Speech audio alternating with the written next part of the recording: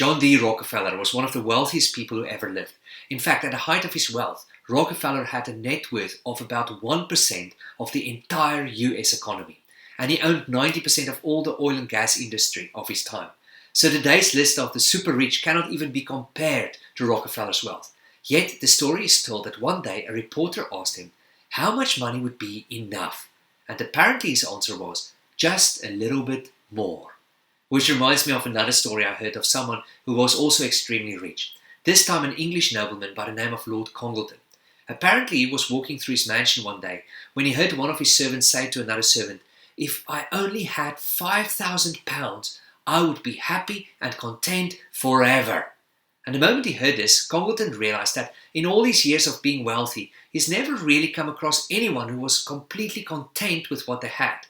And he thought it would be great to finally see someone who was happy and content, and this was the perfect opportunity.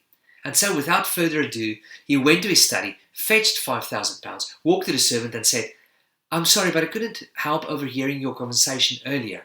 Here's the £5,000 you wished for." And for a moment this servant was absolutely overwhelmed and couldn't believe what just happened to her, as that was an absolute fortune in those days.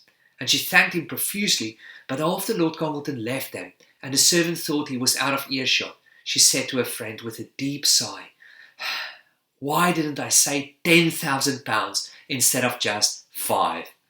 You see, enough is not an amount, it's an attitude. In fact, Benjamin Franklin once said, "Contentment makes poor men rich, discontent makes rich men poor."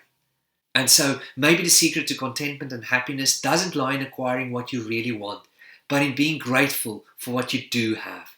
And therefore, may we all take heed of another question a reporter asked about Rockefeller's life. And yet, this time, it was put to one of his top employees after the billionaire passed away. And he said, "So, tell me, just how much did Rockefeller leave behind?"